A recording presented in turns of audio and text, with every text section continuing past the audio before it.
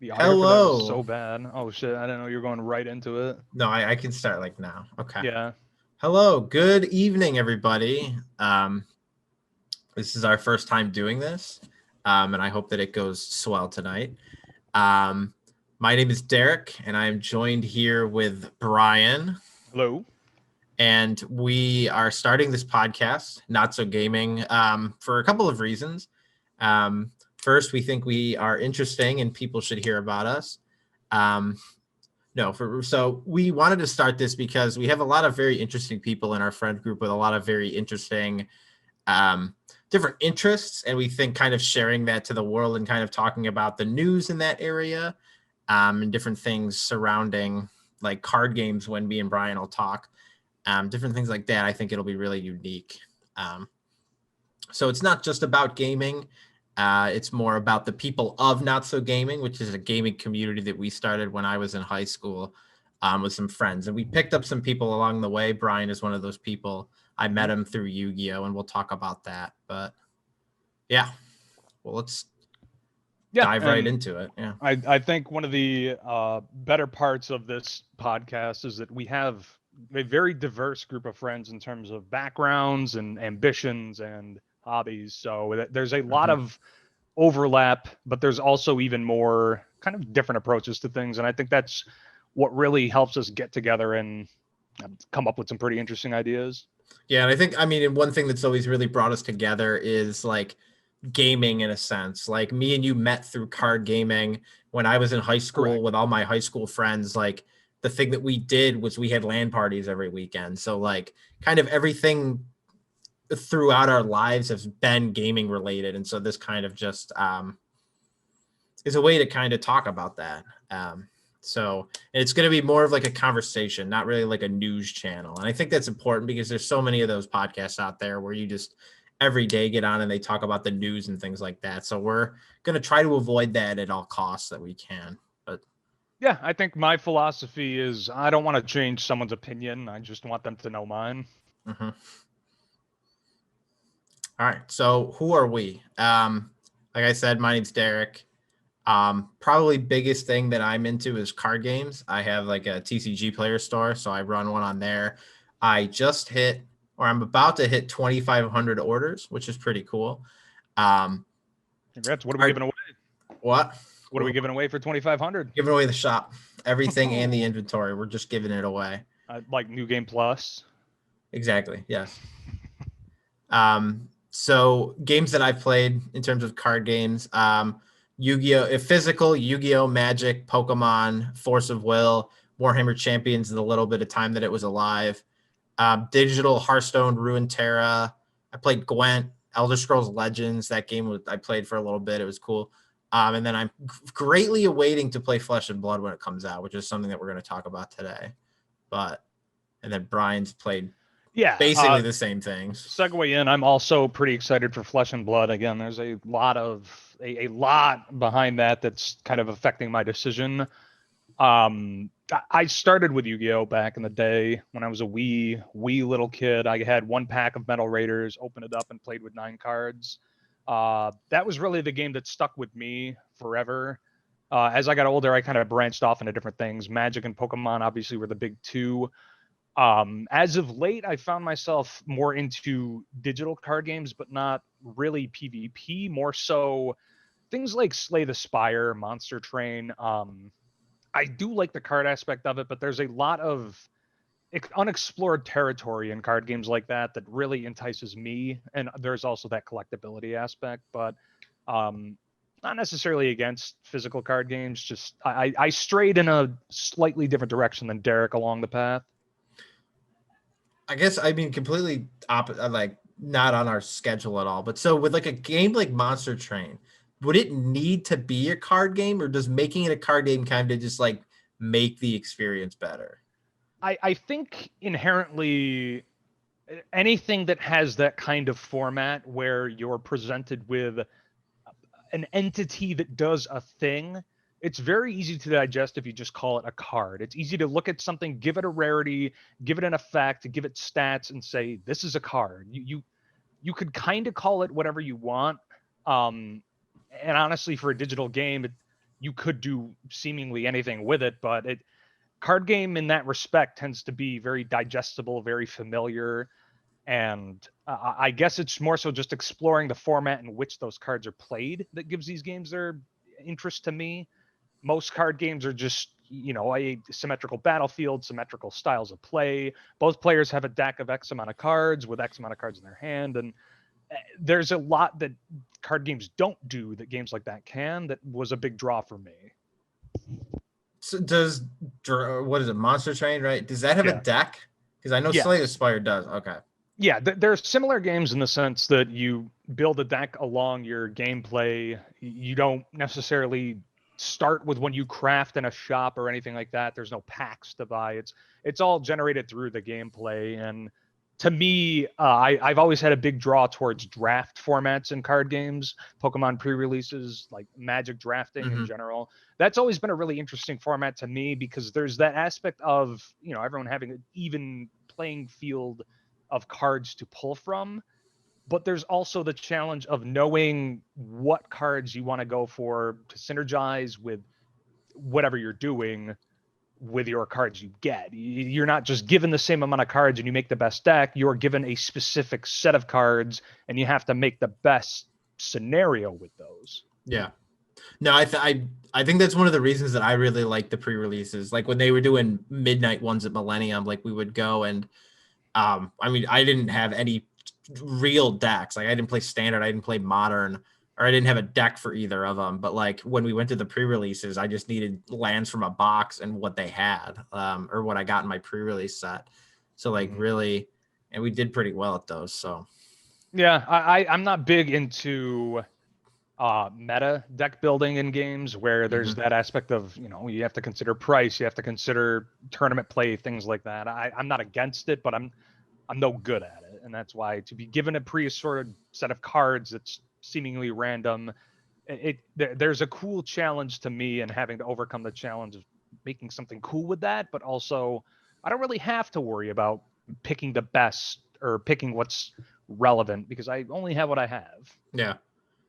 And then I think another big thing with you, kind of going back to who you are, is that you actually worked at a card shop. That's something that unique, like, the back end of things. Yes, yeah, and in terms of back end for a card shop, it's not too extravagant in terms of selling and buying. I think some of the more interesting things you find working at a card shop are kind of the distribution chains, how product is administered, how companies have relationships with these stores. I think that's big enough and meaty enough for a whole other episode, but there are a lot of interesting things that come with working at a store like that. Yeah, we're actually talking about distribution later for a little bit, so beautiful. That'll come in great. Good segue. Exactly. We're not there. We're not there yet. Oh, but shoot. Okay, we'll roll it back a bit. And then, yeah. So I wanted to talk about how we met because I think that's a really interesting story. Before we get into any of the card stuff, which is what we're basically covering all tonight, but like, we met playing Yu-Gi-Oh! At our local card shop, Millennium Games. So what year did we meet? 2014. I mean, what year did we like truly meet? Because like probably the first time I went to Millennium, you were there, but like I probably thought you were some weirdo. Like, of course, feeling was mutual. I want to say 14 or 15. I'm straying towards the later side on that. Definitely like recent in the grand scheme of things, but not necessarily brand new. But we've known each other for a bit. However, we do go back a bit too. Yeah. So I can't remember exactly what happened, but me and the guys that I were playing with at the time, which were college friends, were figuring out who we were going to like invite to Pittsburgh, right? And then you kind of just overheard, and then we invited you, or it was kind of just like growing up to that point, or like what? So I guess prior to us actually being acquaintances and rather than just knowing each other, we had that dynamic where I would be comfortable just saying random things to you, not in the sense that I would just be XD lay funny, but like We'd say, hey, the Chili's thing. we're going to get pizza. You coming with us? Or hey, you want to drive and meet us there? Do you want to ride with us? And just kind of blindside you with these scenarios that you obviously weren't going to be involved with. I never went. You never would have gone, and it never was sincere. And then of course the titular Pittsburgh trip had come up. Yeah. And another situation, I can go, hey man, like, are you riding with me? Am I going with you? And it just kind of devolved into it being like, yeah, you can ride with us. We're going, and it fit my schedule. It worked for me, and I'm like, sure, I'll go and do this trip with these guys. Was that the one where we had like 14 people in the hotel room? I believe it was. That was a big trip. That was a very easy one to go to, so a lot of people were on board for it. Yeah. Yes, I did shoehorn myself into that trip. However, I was not invited. I was not invited at all. The best part about that trip, so we had like, if I remember if it was the right event, yeah, because it was the one where me and you had the bed. Everyone else was on air mattresses and stuff. But like, yeah, we had, I want to say 9. I think it was 9 people in that hotel room. An uncomfortable amount. Yeah. Yeah. And I think it was like $40 for the whole weekend because of how many people were splitting the bill. We had to be very careful not to all go into the hotel lobby at once. People might get a little suspicious when a group of 9 people leaves and enters together on a regular basis. But they did. Somebody, because on the bill, I remember there being an additional guest charge. So I guess they only thought we had 3 people. Yeah.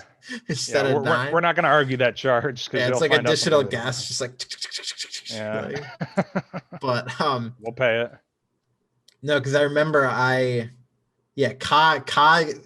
because I bought the hotel and then Kai gave me a Zodiac Barrage and like a Trident for his stay, and I was like, like I needed them for the next tournament or whatever. Like, yeah, back then cards were more valuable than money, so you would happily take that offer. I think now those cards aren't worth anything, but if someone was like, here's a pot of prosperity or something, I'd be like, sure. Like, shoot, that doesn't even exist, and I'll take it. Pot of prosperity exists. It's the new one. I obviously am not keeping up. I just know it because it's like it's the new Pot of Desires everyone's playing. Of course. It's actually better Pot of Duality. It's banish 6 cards from your extra deck and then flip down that many cards. One in every set. Pot agreed. No, so I think we can jump right into the meat of it. So what I kind of am titling this section is just like the current and the future state of card games. And I know that's very broad and we could have 1,000 episodes just about that. But I think just there's so much going on like today and this past week with Flesh and Blood, Magic news that I think now is just the perfect time to talk about kind of the current state of card games. And then the future of what post-COVID, post the scalper bullshit, like post all that is going to look like. And one thing I've picked up on through all of this is, I mean, obviously there's the crowd of people that knows nothing about these games, cares not for these games. But most of the time people will know only what is within their interests. So if you're a Magic player, you don't really understand why Pokemon is so big right now, what's going on with Flesh and Blood, the situation with Yu-Gi-Oh! There's not much bleed into these other groups. And like I said, there's a big understanding of in one's own group what is going on, but there's not, they don't really interact with each other. They just all happen to suffer certain things at the same time. And I think it's pretty interesting how that happens. Yeah. Yeah, and I think one thing, us playing like every game almost under the sun, like we kind of have that like we know what's going on in all of these different card games. Like when we were really big into Yu-Gi-Oh, we understood what was going on in Magic and Pokemon, but now I think we've kind of bled so much in between them that we kind of just, and you working at the card shop like in the past, like we kind of just know what's going on in all of them to a degree. Yeah, I never was I guess I'd say standard player for any other of these card games that are there, but both working at the store and being more involved in Yu-Gi-Oh helped me get a better understanding of the other games around me. So yeah, I'd say we're more equipped to kind of observe this from a interesting level. And so one of the things that I really want to talk about to start is I think one of the things that's going to kind of be the push into the future of video games is kind of this like what I'm calling the fall of Magic the Gathering. And I think Magic has been so big. I mean, it came out in the 90s and like it's been so big for so long that we're starting to see it kind of fall. And I think that that is going to open up a lot of doors for other games to kind of take its spot. And And so I hate to be a sensationalist, but I mean, we look back from Magic's early beginnings, and mhm, with anything that's popular, people will say, this is the end of this game. This will kill this game. There's always points in time for every game and everything that's popular that people just want to be contrary. They just want to go and say, oh, this is dying. This is a bad decision. But Magic's been around for 3 decades now. So mhm. there's a lot behind it. And I think there's a lot of things going on right now specifically that are telling of a game of this size actually going through struggles, actually being in a bad state, to the point where people don't really want to admit or observe that because of every time this has come up in the past, it just kind of fixes itself. I think the weird thing though about Magic right now is that financially they're in like an incredibly good state. And that's Mhm. kind of where a lot of these shortcomings come from, is that Wizards of the Coast and Hasbro are doing so much to bump up those profits now, which is going to kill the game in like 5 years. Like they're doing so much. And like I think one of the biggest things is that like Magic the Gathering, to me, when I started playing card games, was the game for like fat nerds. And like, and I can say that because I am one, but like now I think they're kind of getting away from what Magic always was. So like the really hardcore people are not going to play it anymore. And I think that's just part of the issue. Like, So we saw a big change not too long ago. And again, I use that term in a relative sense. With the introduction of collector's boosters, I believe it was Throne of Eldraine that introduced the very first collector's booster mhm, to the pack release formula. Um, and honestly, as a one-off, it seemed like a really interesting idea.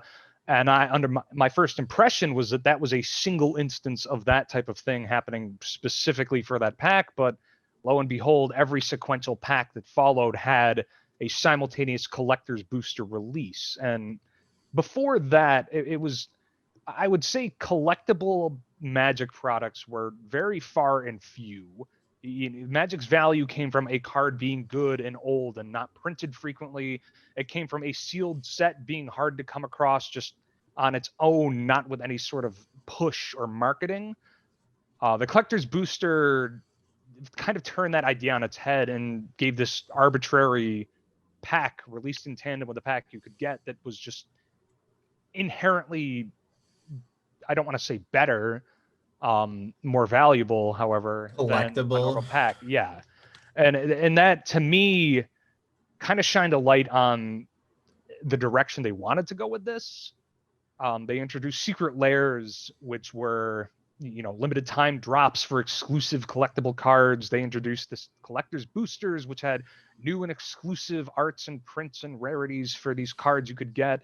And that almost immediately made this huge divide between the people that wanted to play the game and the people that really wanted to show off while they played the game. Mm-hmm. What was I going to ask? So the collector's boosters, are they just like fancy versions of cards in the set? Is that like really what they are? So there's a couple things going on with collector's boosters. And I'd say they're all around targeted to every niche of collectible card games that people want to see. There's more cards per pack. You get foil versions guaranteed of cards in normal packs that otherwise are not guaranteed. You get extended arts you can only get from those packs. There are exclusive cards you can only get from there with exclusive printings. And there's also, I mean, now I'm understanding that there's ones that are sort of like the Masterpiece series cards or Mhm. the Expedition cards that are cards you can only get from that collector's booster pack that are also extremely rare, valuable, and obviously coveted cards that Yeah. can only come from these expensive packs. Yeah, no, I think that, yeah, I think that's the direction of like a lot of card games are going. It's like, I mean, Yu-Gi-Oh just did the same thing, kind of, not with like the whole separate pack, but like with the new set that's coming out, Ghosts from the Past, like having those ghosters in there and having being just so much rarer. Like Yu-Gi-Oh's always really done short prints on like really like sought after cards, but creating like old or like ghoster versions of Dark Magician Girl, putting it in a one out of a case, and it's going for like $800 right now. Like Yu-Gi-Oh's never really seen that before. So I do agree that is a new territory they're stepping into. And I think due to circumstances going on in the world right now, we're not seeing the benefits of that. But Mhm. I would argue that the way Yu-Gi-Oh is handling this type of collector's aspect is very good for the game. Yeah. We're driving Mhm. sales based on these really exclusive, hard to get premier cards that are just so rare and so unimpactful that people just want because they're rare. It will help drive down the price of these other cards when people are looking for the Yeah. specific one. It matters not if you have five of the $80 card that comes in a set. You're looking for the one $500 Mhm. card.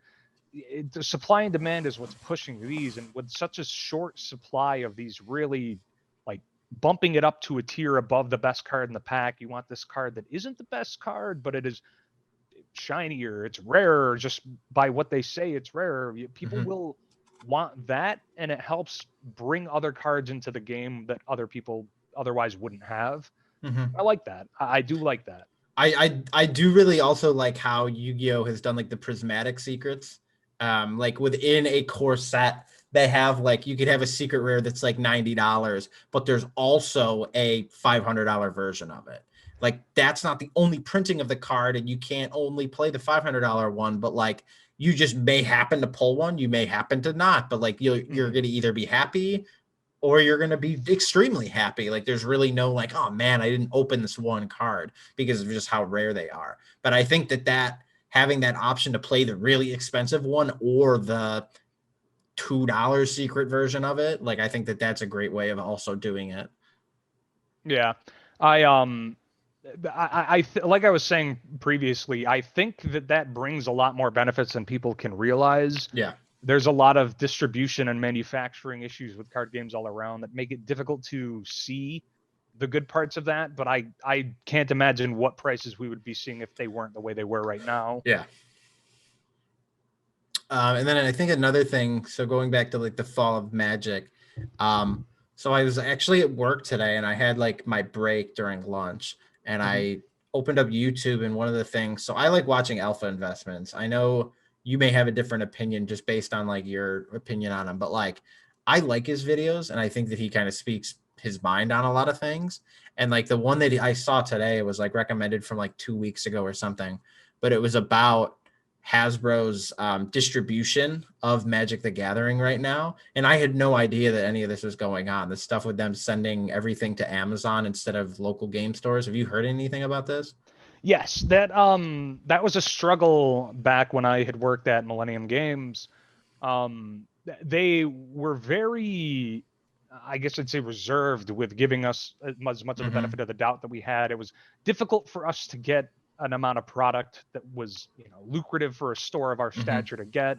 They were cutting back in what we were getting. They were allocating our product, just not only the exclusive collectible stuff, but even just normal product we Yeah. were getting allocated on. And I mean, I don't think that's good for a game in the long run Mm-hmm. unless you're, aiming to make it not played in person.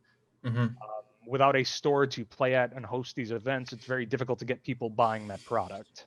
Well, that's in like the one thing that Alfred, like he never really talked about in the video, and that was like my main thing was like, I mean, like he was talking about how Wizard kind of wants to cut out the local game store because if they can sell the box to a distributor for 140 profit and then they can sell to Amazon for 180, they're going to go to Amazon all day just because that's more money in the short term.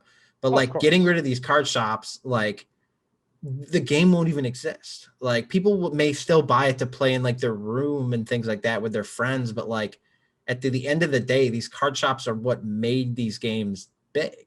Like when I, I don't understand that mentality that they have. I mean, I do understand it because like from a business perspective, getting $40 extra on a box and saying F you to the customer sounds pretty good to me, but like not in the, it just doesn't make sense in terms of like the game aspect of things.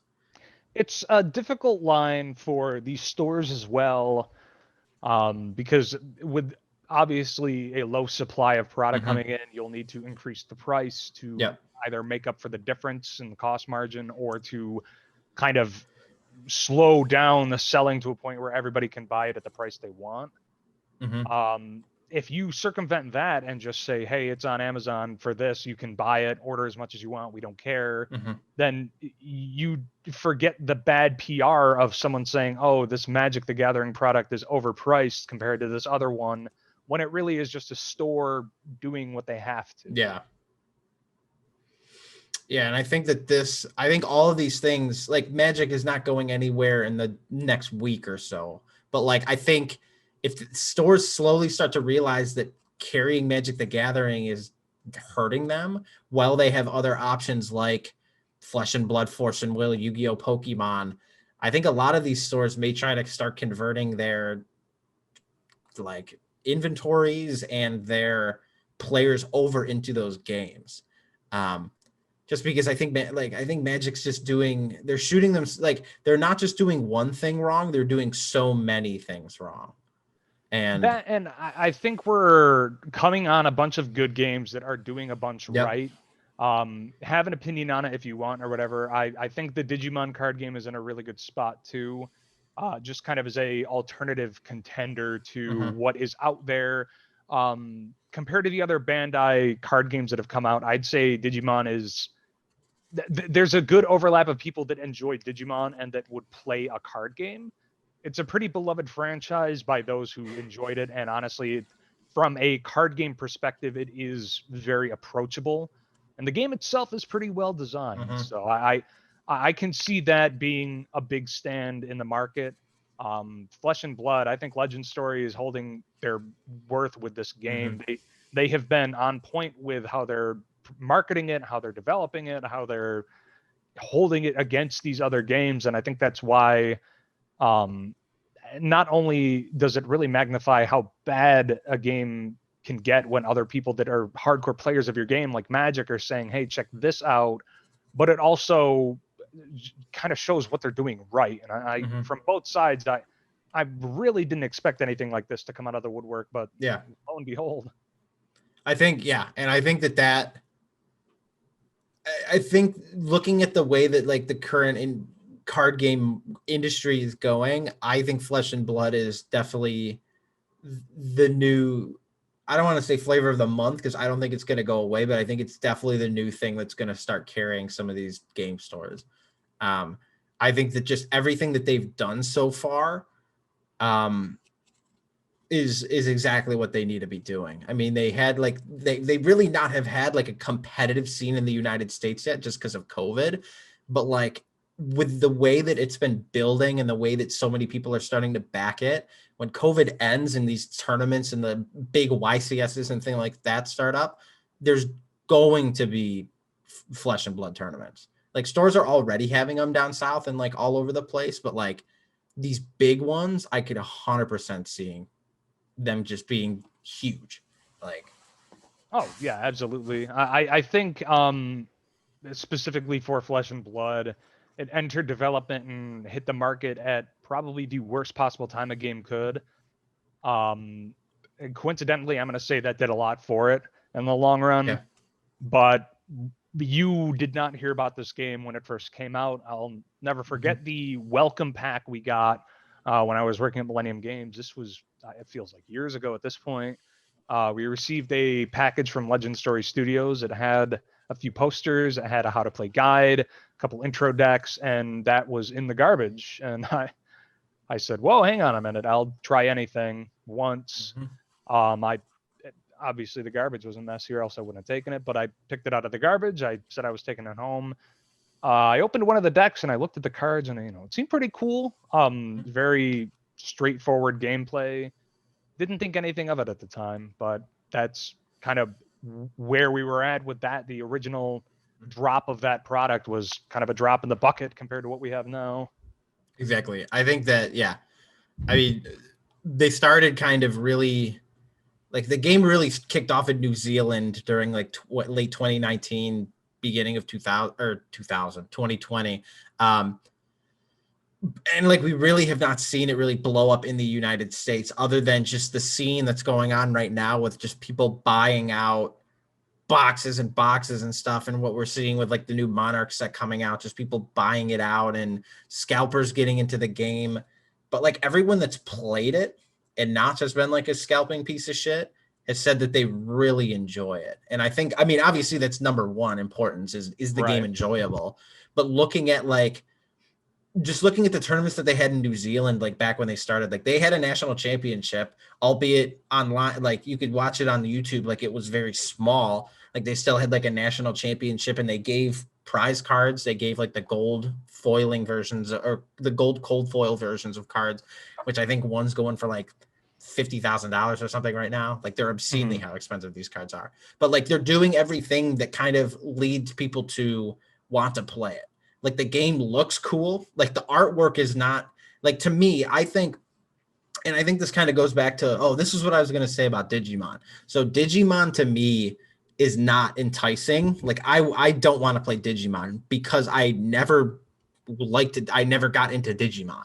Like, and I think that's another reason why I never got into Dragon Ball Super. Like, I never watched Dragon Ball Z. And so I think any kind of game that has that kind of like IP attached to it, like if they were to make a Harry Potter card game, like, people that don't like Harry Potter are not going to play it.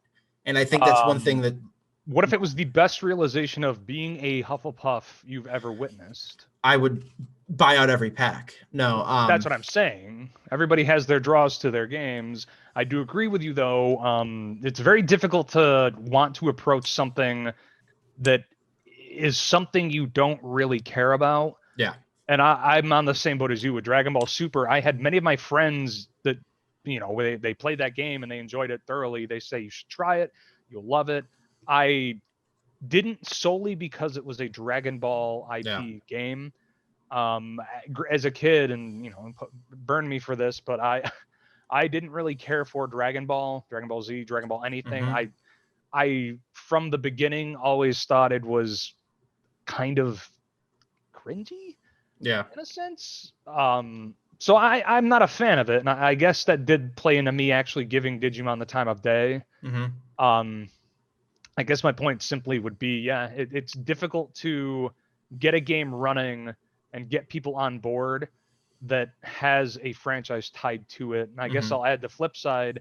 People who don't really care about card games, that are just clamoring for more content of their favorite things, will try it and not be long-term players. Yes. You don't care. That's why so many of these games die early on. Like, they don't really care for the person who has 400 Dragon Ball posters in their room and 10 Goku figures buying a starter deck, because they're not going to continue to. They're going to look at the deck, they're going to say, wow, these are my favorite characters, and then forget about it. I just kind of was thinking about this when you were mentioning like Dragon Ball Z, is that I think it also depends on how much of that like IP they embrace. Like, I think like Dragon Ball game was so Dragon Ball. Like, every single card was Goku, Super Goku, big explosive Goku. Like, it felt like 5 consonants in their name before Goku, and then 10 more consonants in a row. And I'm like, well, okay. Like I don't get it, but I know what they're going for. Yeah.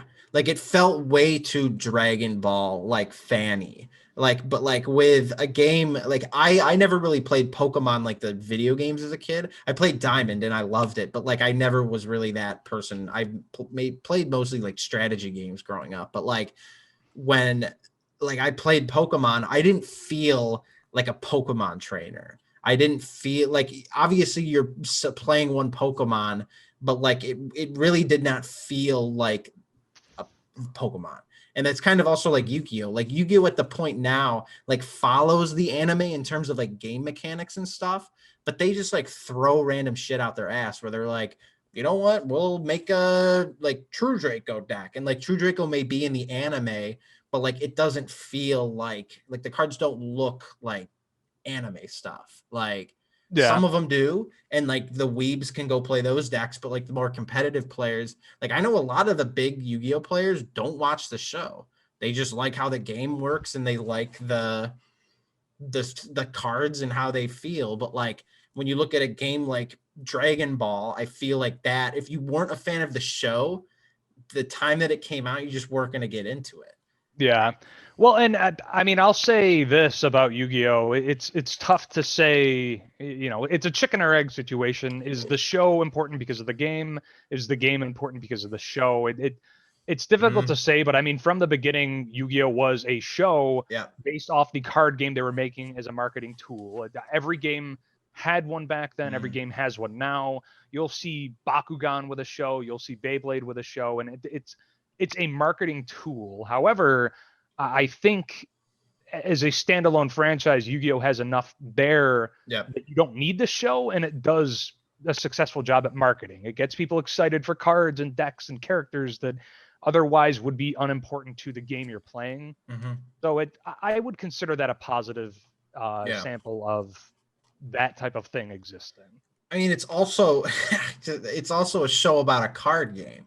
Like True. Dragon Ball's a show about people fighting and like beating each other up. Then you turn that into a card game. But like Yu-Gi-Oh, like when I watched the first season when I was like a kid, and like watching them do like the Gate Guardian and like the Labyrinth Wall shit, like they're playing a card game. Like it wasn't like Gate Guardian was a monster that they were trying to like fight. Like no, it was a card that was in the game. You saw the card pop up with the stars and everything, and then you can look in your box and be like, "Holy shit, I got a Gate Guardian too!" Like, yeah, I think anyone who plays the game would be a liar if they said they didn't have dreams about going to the Duel Academy and playing Elemental Heroes with Jaden and the friends.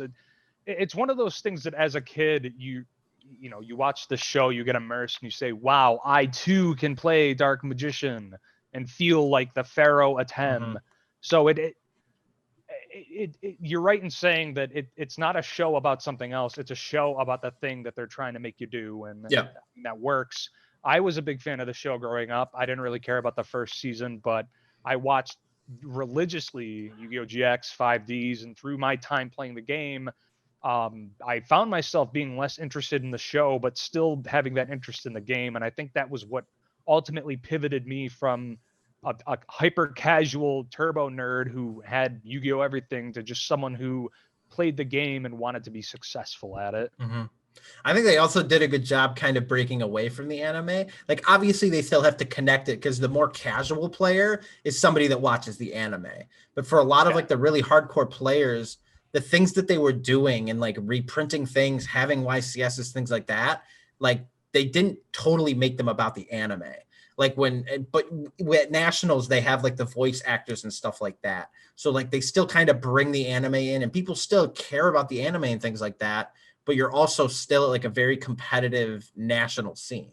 Like you could have gone to nationals, just had like it be really all for fun, whatever. But like for all the card games I played, I think Yu-Gi-Oh! Was the most competitive. Like in terms of like the people that were there, like you sat down across somebody and you're like, this dude is a meta slave and he's going to be a dick.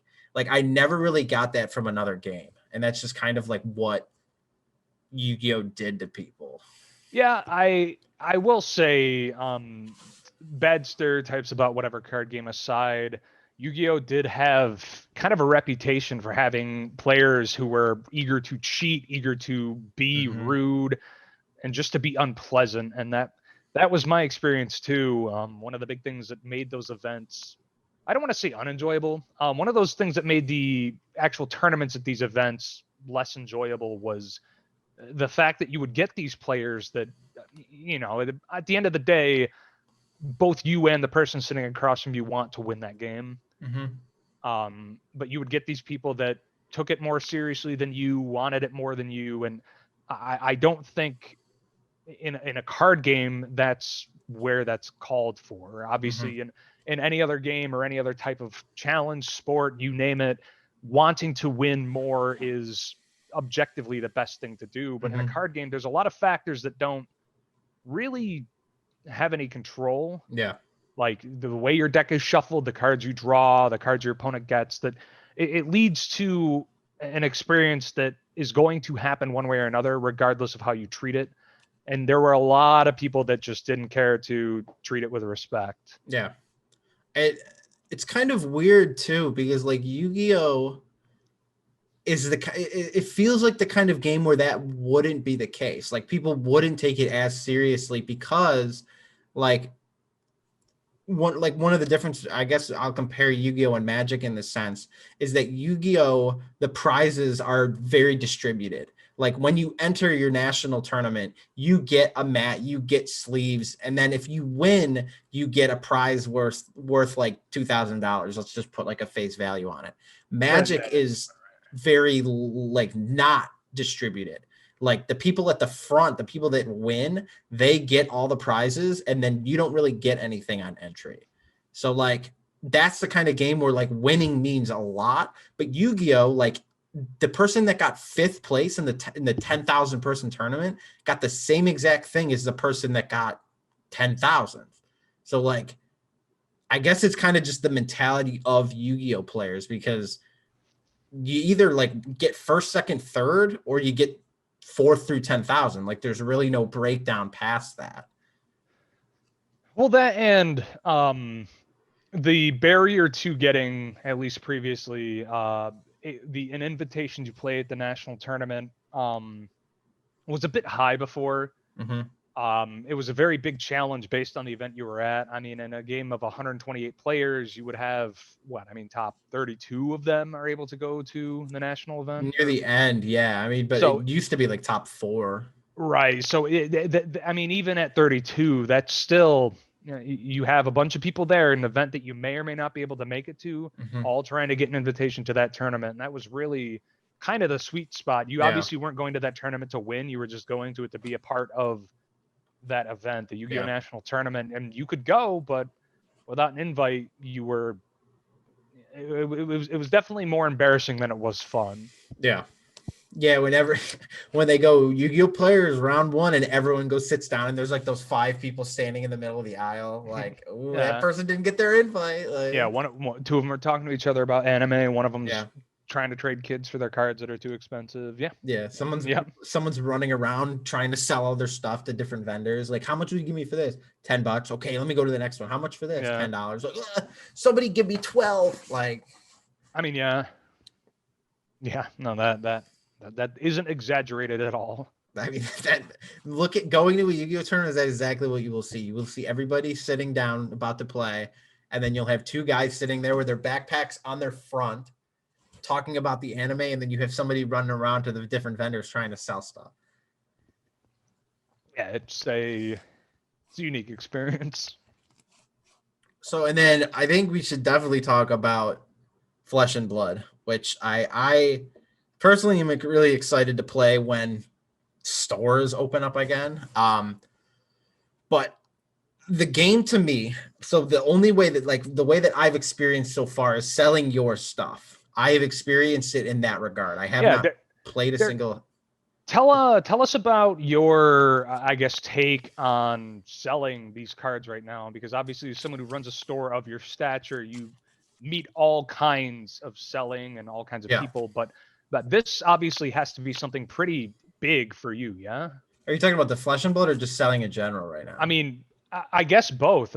Selling in general is probably popping off, but Flesh and Blood is probably unlike nothing else you've seen in this field, right? So so I think prices across the board are kind of up.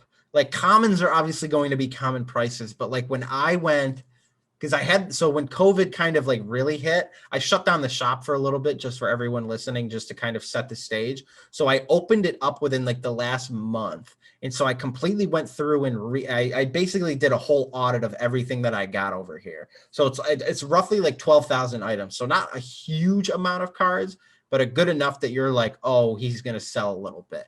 So I went through and I audited every single card. So I went and was like, okay, I have 10 of this, make sure, okay, lightly played, whatever. And I went through and redid it all. And then I redid all the prices too. And so for every game, and it was kind of shocking to see this in Yu-Gi-Oh!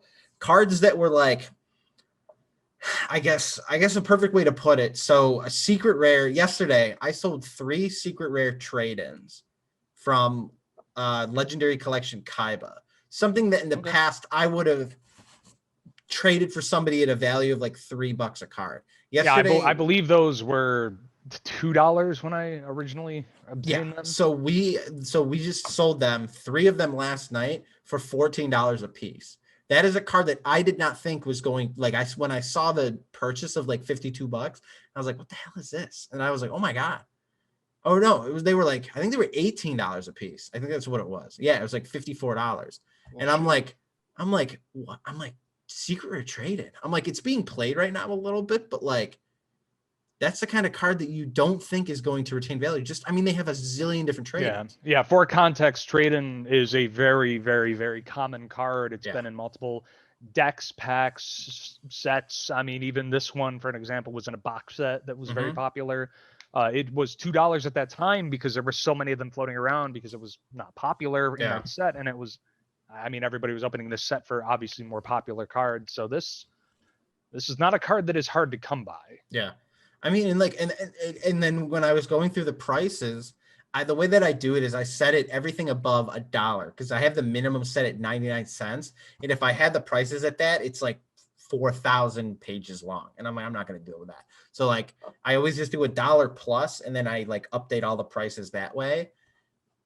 I think every single card that I was updating went up $1 to 15, depending on how expensive that card already was. Like it was crazy to be like, okay, this card that's usually going for like $2 is now $5. And I'm like, but like, is it really worth that much? But I think just people are buying cards right now. And that's kind of what I've experienced is like, people are just buying cards to build decks with their friends. I mean, with Yu-Gi-Oh actually still has physical tournaments remotely through their cameras. So like people still need to buy the physical cards, which is why I think I'm selling so many of them. I have not sold very much Magic, and I have not sold pretty much any Pokemon right now, but Flesh and Blood has also been selling like crazy. I think just as a quick side here, Yu-Gi-Oh during the pandemic, like all other card games, they had to shut down their in-person tournaments, their organized play events. Their solution to that, because they didn't have any online format, was called remote dueling. For people who don't know, it's essentially just a camera top-down view of the cards being played, displayed on screen, streamed to another player who's also playing the game. It's the best they could do in that scenario, but it does not subvert the requirement of actually having those cards. And I think that's what kept them afloat during this, is that you still needed those cards to be a part of these tournaments. And honestly, those tournaments have been doing extremely well, more well than I would have expected something like that. Oh yeah. I mean, and like, it also opened up the avenue to them doing locals virtually. Like, I know that like right now our locals does an online tournament. And if you look at the list, there's a person that plays that used to play in our city, but moved years ago. And he's playing in our local tournament right now. So it's kind of getting these people back, but it's also giving the game longevity. Like if people had stopped buying cards outright and had just been playing on like Dueling Book or one of the third-party like online versions, when they start selling product again, people are going to be like, well, I'm kind of behind in product. I'm not going to buy any. But like people are still buying boxes like crazy at locals and things like that, just because like they can still use the cards, which is great for the game. Unlike some that were like, oh, we're just going to go online for now. Like you can still buy the product, do whatever. If you want to play virtual, that's fine. But like they're having YCSs virtually right now through a Discord server. Like that to me is crazy. Yeah, I mean, it's a pretty elegant solution to an awkward problem. Yep. I mean, for something like Magic the Gathering, they have Magic the Gathering Arena. It's a very good, almost one-to-one recreation of the game itself, just online. And since the quarantine and everything was shut down, they've heavily leaned on that format, but that inherently causes a divide where you're taking customers from your own game to sell to a different version of your own game. And I think we're going to start seeing the long-term effects of that, back to what we were saying before on Magic. Once things start to roll back out, I mean, people have all around been more comfortable with the idea of being locked home, the idea of not going out. Magic Arena is cheaper overall than buying physical cards, so that there's a lot there that I think people recently were forced to see the benefits of, that now, once everything's said and done, they might not want to go back to buying the physical product. They might enjoy the comfort they have with the game they're playing now. And I mean, I myself, for a while, I only played Magic Arena just because it was more convenient. I didn't need to spend a lot of money on these cards. I didn't need to go to a tournament in my local game store. There was a lot of I don't need tos that made me want to do it, because the game itself was fun. But like I said, I think we will start seeing the long-term effects of that as things start to roll back out. And I think that kind of goes along with what we were talking about earlier with like them getting rid of local game stores. Like if they're trying to go more, like if they're trying to do this online system right now, and on top of them kind of giving the finger to like local game stores and not giving them the product. If like the stores don't have the product, if they don't have the people coming to tournaments, there was no way in hell they are going to keep carrying Magic the Gathering. Like it's kind of just like the double whammy of like, okay, you're making people play online and you're not giving us the product. Like I'm just not even going to try anymore at this point. Like, And I mean, when I was at Millennium, we were Wizards of the Coast premium game stores, what they were called. It offers some perks, some benefits, but near when the quarantine started, we already before that even had lost a lot of our perks. Yeah. Originally it was getting a specific allocation of product, getting some cool items, getting some unique things to sell. Towards the end there, we were basically just a premier store to be able to get the product in general at that point, and it felt real bad. There were some products that came out. I remember specifically Jumpstart Magic the Gathering came out. Very unique set, kind of a beginner set, but also a really interesting draft set that they introduced. Nothing special about it. There was nothing important about it. It was just came out at a bad time at the beginning of when manufacturing issues started to hit. And we only got that in our store because we were a premier distributor through them. We were a Wizards of the Coast premium store. I can't imagine what other stores had gone through that didn't get that all together. It was a great set that brought people in to play and enjoy, but I mean, they couldn't get together to come in person and play, and no stores had it. All right. Well, I'm going to take a break right now. I'm going to stop the recording and welcome back. All right. So we're just going to dive right into it. We've been kind of trying to talk about it and then kind of going off on tangents. So Flesh and Blood. Yeah. I started talking about because I've been selling it. So what I see with this game right now is like, I have not played it, but like it looks really good. And everything that the company is kind of doing leads me to believe that it is going to be a good game down the line. Yeah. Knock on wood. I've said that with other things, but this is one I'm actually serious about. So I guess I'll interject here to kind of lead off of my story of that welcome kit we received at Millennium way back in the day. Near the beginning of quarantine, we received our shipment of Flesh and Blood from Legend Story Studios. It was a meager few cases. It was not much at all, but we had a demo area set up because the store was closed for people shopping in person. It was an employees only demo area, and I played a few games, and honestly, it was very refreshing is what I would call it. It had that new game feel. It felt like a new card game, and I'm sure people who play new MMOs, new video games, new whatever, their first time experience, it felt like that. And as someone who's familiar with card games, that's such a fleeting feeling that I was really impressed. so impressed actually that I wanted to adopt this game early. And as someone who has been stung by other adoptions of games, I was really, I don't want to say taking a risk on it, but I was just kind of setting my expectations aside because I personally enjoyed my experience with it. I guess I saw the writing on the walls because I had bought quite a few boxes of this game. I was hyping it up. I was talking to my friends about it because it truly was an interesting game to play. And I mean, as time went on, the developers just kept coming out with more info, more details, and more communication to the players that really got me excited to be a part of this game. Mm-hmm.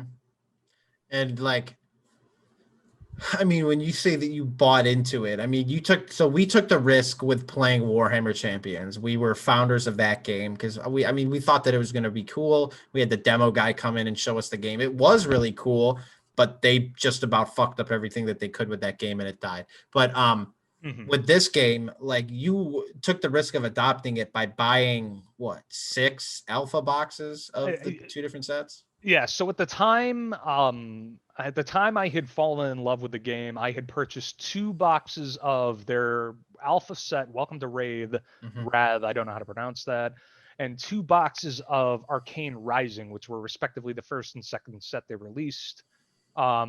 Later on, once our store received our shipment of the 3rd set, Crucible of War, I also purchased 2 boxes of that because I was enjoying the cards I was getting from the previous boxes.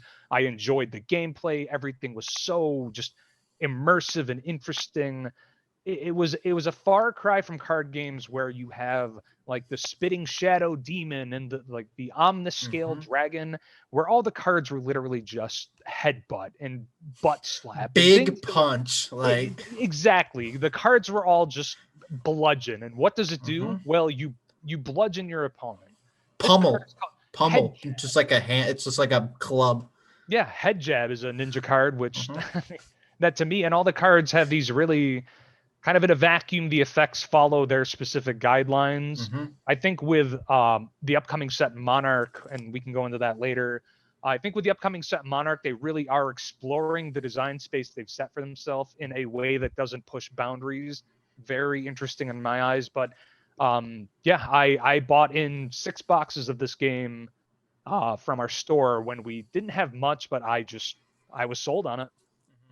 I mean, I think you basically hit the lottery with those boxes because currently I'm selling a lot of Brian's stuff for him, and he hit, I think, on those 6 boxes, 2 of the legendary cold foils. So like, yeah, and to put a perspective on that, the legendary cards from this game, they appear at a rate of 1 every 4 boxes. I had opened 2 of my boxes that could have those legendaries, and 2 of them had those legendaries in them, which I mean, while you look at it from a piece of paper, it's a 1 out of 4 chance per box, but pretty significant in my heart to say, wow, I opened these boxes and I got these cool, lucrative cards. That immediately to me, and I'm not superstitious or anything, but that to me made me feel like I made the right choice. Just kind of in my own personal mental prospect, I thought, wow, like this is affirmation.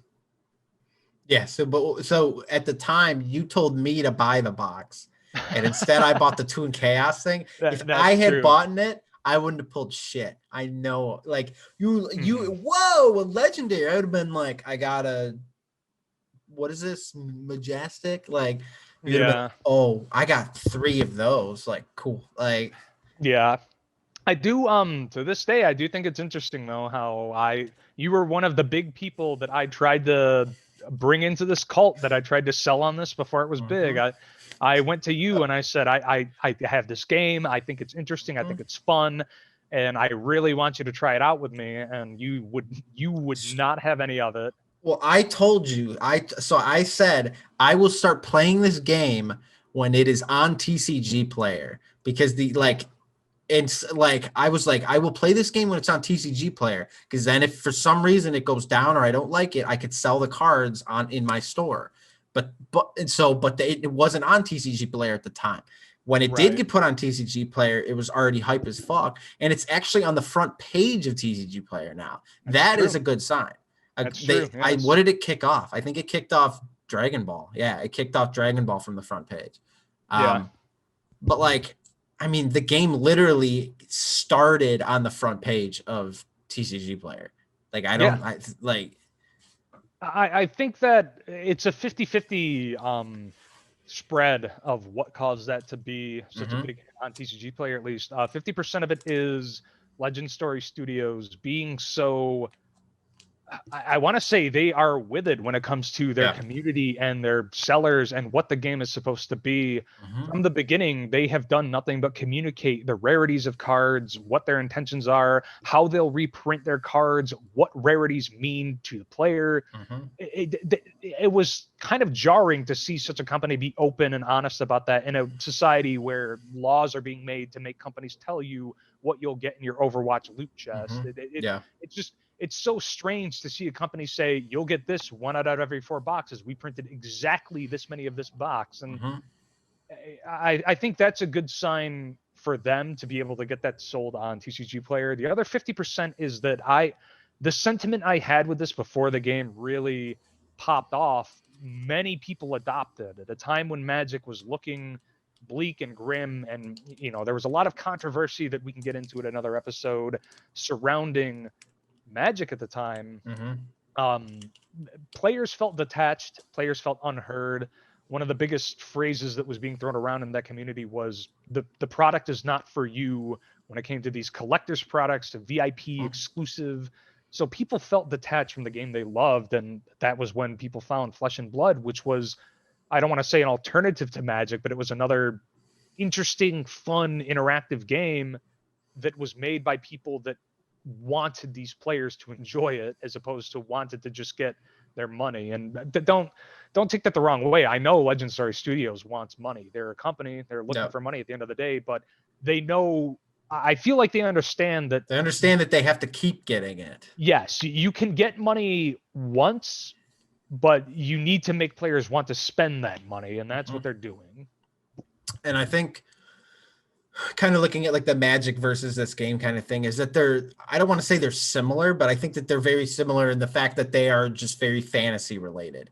Like when I started looking at the Flesh and Blood cards and I didn't see some anime girl's ass in my face, I immediately was like, all right, they already got a good check mark on this game. Because like some people like that, but you're never going to have a very successful card game with like it being super anime related, at least in America. You can do like Y Schwartz and stuff like that, but like that game just pushes the boundaries in terms of that kind of stuff. But like with this game, like it's like there's wizards, there's knights, there's a ninja, there's like a big ogre, brute looking guy, and then there's like the muscular Bravo who's like the tank or guardian, but like the tank guy. Like you look at it, you go, okay, I understand. You're like, oh, the ninja chick, like and then you read the cards, you're like, okay, a lot of these are like faster cards, like she's very quick.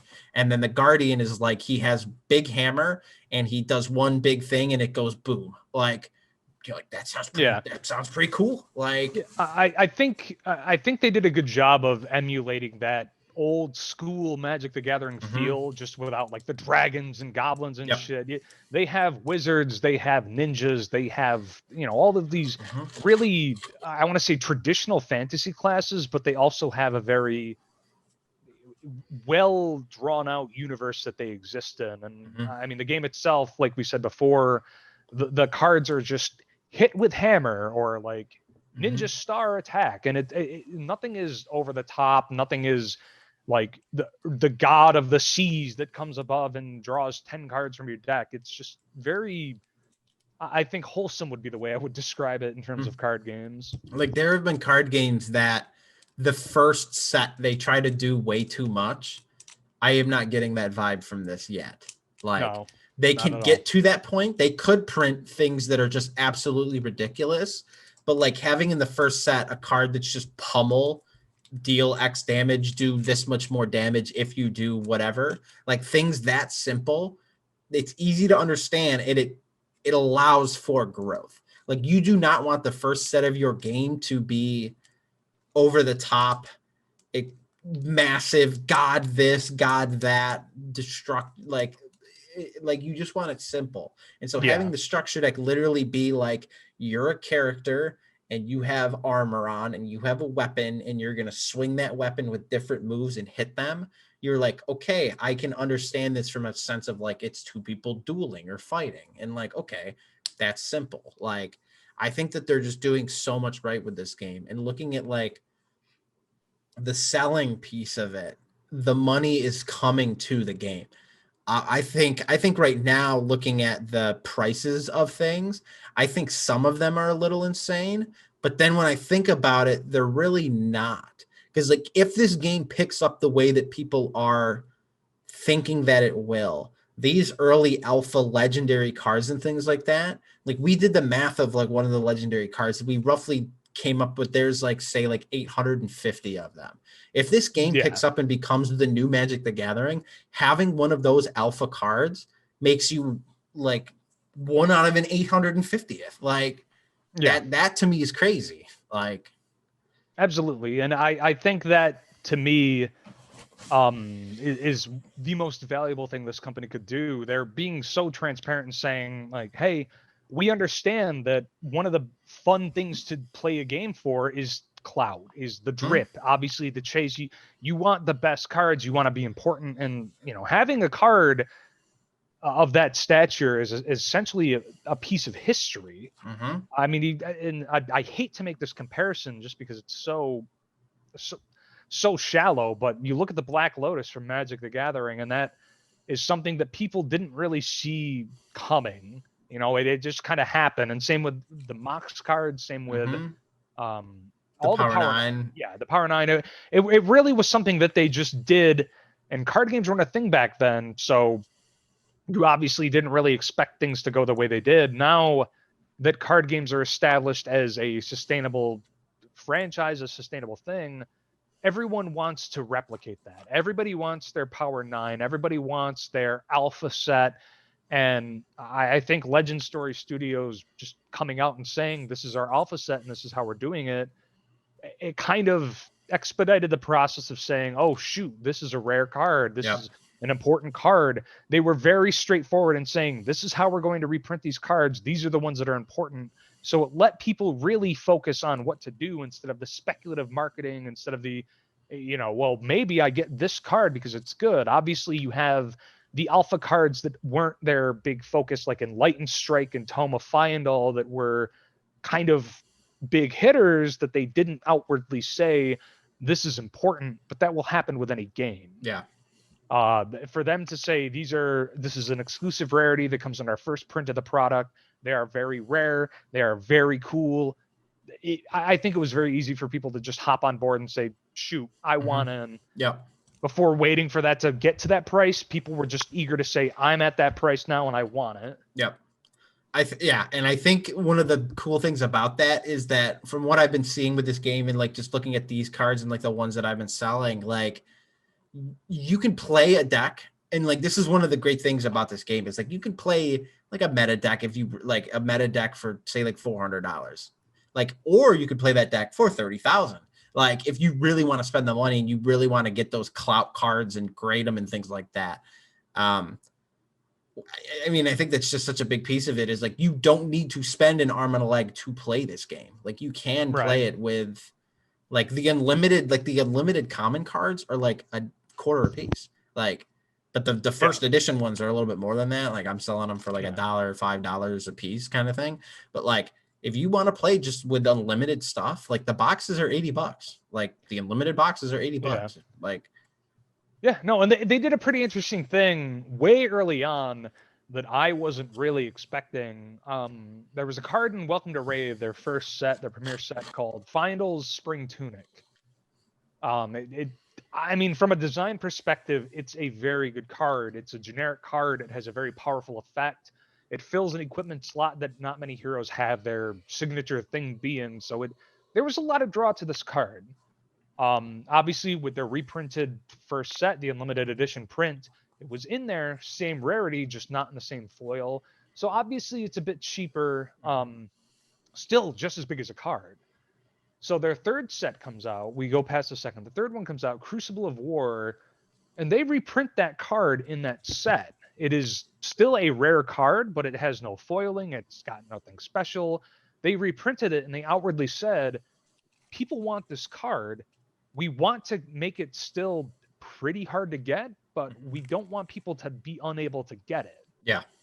And to kind of tie into that, never in that game was I playing, and I thought I need to get that legendary card that is 1 out of every 4 boxes to be good. It's a game that the power level is very spread out.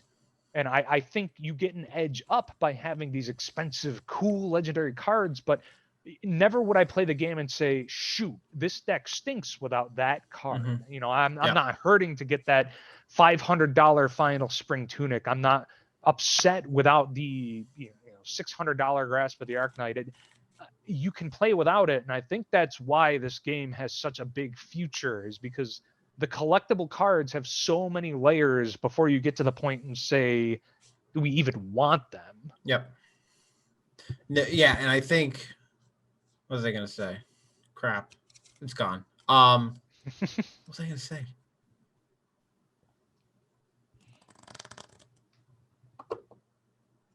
Oh my god, dude! First episode, and you're gonna do this? All right, we'll end it there. Good night, no. I don't remember what I was gonna say. I was like, "Oh yeah," you said something. I was like, "Oh yeah, I'm gonna say that," and then I was like, "Wait, what the shit was I gonna say?" I don't know. I'm not gonna say that. Yeah, no, I'm not gonna say it now. Feel free to interrupt if it comes up, but yeah. I mean, that's kind of what I think is the best thing this studio has done, is that they're aware of what their players are looking for, and they're proactive in it. And they're proactive in a way that doesn't, make existing early adopters feel bad. If I had the cold foil final spring tunic, I don't feel bad if someone gets a less glitzy version of it. Yep. I'm not upset, and it doesn't devalue my 1 out of a specific number that the studio has told me I have version of that card. I remember what I was going to say. I was going to say that, so like in this game, I feel that, like you were saying, like you don't need to have the $10,000 card to be like good or whatever. It's kind of just for the clout kind of thing. But like with a game that, like, just look, like I have not played it yet, but looking at the cards, it's much more about the decisions that you make with those cards instead of just having them. Absolutely. And I think that's what, like, the difference with Yu-Gi-Oh is, like, there is no mana cost. There really is no limit to what you can play. So like if your opponent's got a hand of like 6 morphing jars, like 6 bullshit cards, and and you have a hand full of like pot of duality, pot of prosperity, pot of this, pot of, like, you're going to win. Like, you just have more options, you have more things to do. But in a game like this, where like you're limited by the mana that you can have, especially with like the color system, like the red, yellow, blue, I think that is so unique to a game that if you want to have like low discard costs, but the cards do more, like, I think that is so unique and so cool. Opens up to so much more deck building possibilities other than just, oh, this card says draw one, I'm going to put this in my deck because I like to draw cards. Like, this one now says draw 3, but it has a shit discard. Like, yeah. And just for context, the discard is, they call it pitch. What it is it what generates your resources to play these cards, similar to mana in a game like Magic the Gathering. It's how a lot of games have been doing mana lately. Right. And I think it's an elegant fix to the inherent problem of mana screw. I mean, you have the option to, your cards all do something at any given point, and that dynamic just flows so seamlessly into deck building. Like you were saying, each card, or at least most rare and lower cards, have 3 different versions. One will pitch for the highest cost but have a more diluted effect. One will pitch for the lowest cost but have a really potent effect. And then you have one in the middle that is a mix of the two. Yeah. Now, what they've done is said you can have 3 of any card in a deck. The limit is 3, much like any other card game, but that limit applies only to a specific color. So there's that added layer of, do I want to play 3 of this version that gives me the most pitch value? Do I want to play 3 of the one that has the most Or do I want to powerful play effect? 9? Do I want a fourth of my deck to be this card? And honestly, that may seem cheesy, but when I was building decks back when I was, still playing around and looking at these cards, that was a very common thing for me to say. I mean, I think it was the Arc Knight was the deck that I was most interested in, and there was a card in that I just said, screw it, I need 10. Yeah. Yeah, no, I think that's like a super unique way of doing it. But like the pitching mechanic has slowly become more of a thing throughout games. Like the first time that I really saw it was when I walked by people in Millennium playing Final Fantasy, that card game. Just Yeah, like I remember that. the cards literally were like, this one discards for this much. It's the same thing, kind of like Flesh and Blood, but not the different colors or anything. But then I also believe Dragon Ball did that as well. I believe that they also had the pitch to like mechanic of mana. It's So just like I never gave DragonAll the time of day. I do called want it to segue into like Digimon. I'm sorry for Dragon Ball players listening, but like I called it Dragon Ball stupid just because it got the Dragon Ball players raging. Like if you're like, oh, Dragon Ball stupid, like Yeah. people would be like, like they'd start. Oh, it was good. You don't remember when Goku beat Vegeta in episode 692, Yeah. and then like, okay, like fine. I don't remember when Goku beat Vegeta in episode Yeah. 692. You are correct. Yeah. To kind of go on a quick tangent, Digimon, in case you didn't know it, Digimon's mana system is pretty unique as well. They have a scale that goes from, I mean, it's not 10 and -10, but it's one player 10, the other player 10. It starts at 0. You cast into your opponent's mana. Yep. So let's say you were at 0. I have a card that is 5. I go 5 into my opponent's mana. So on their turn, they essentially have 15 they can use. And you can only go up to 10 of your opponents. And that's kind of how it swings. And it's a really interesting take on that. I've never seen anything like that. And that's why I think that's fair. Obviously, the game hasn't been established enough for me to see the long-term effects of something like that. But I think that's a really interesting way to approach the idea of big swingy cards. You can play a powerful deck without waiting until turn 10 to do something big. It depends on how the game goes. And I'm a big fan of games that it matters more how you play than what cards you're playing. Yep. I think that system could eventually be abused. I mean, they're definitely going to create something that's like pull 2 mana from your opponent's thing or whatever. Like, I mean, but they have more to play with that. I think my favorite way of doing mana was that. Did you ever play Force of Will? I don't think you ever did with me. Did you?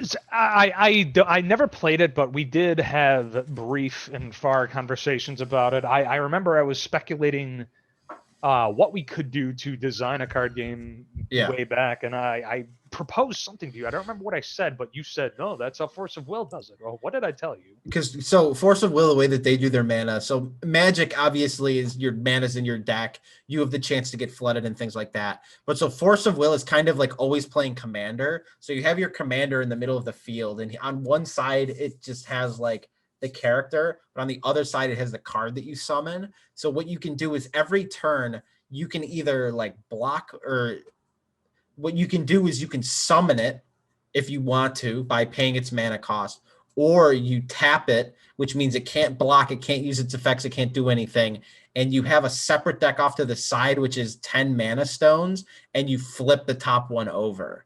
So like if you summon your guy later in the game and you're like, I don't need him to block anymore, you can tap him and get a mana out of your mana deck. Or if like really early in the game you just want to start swinging with him, you're never going to have mana for the rest of the game. So like it's a really neat way of being like, should I get mana? Should I not? Like, yeah, I thought it was cool. I have a lot of respect for games that circumvent the inherent flaws that come with your mana resource being a part of your deck. And I mean, there's digital solutions. You can take Hearthstone for an example. You just accrue 1 mana per turn and play bigger things later in the game. There's, like you were saying, Force of Will, Digimon, Flesh and Blood all have these alternatives. But I think now it's kind of a sin to integrate your mana resources into the deck. And I mean, that's something that worked for 3 decades, but It just has such like I think every single person can recount a time where they've been mana flooded. It just felt like shit.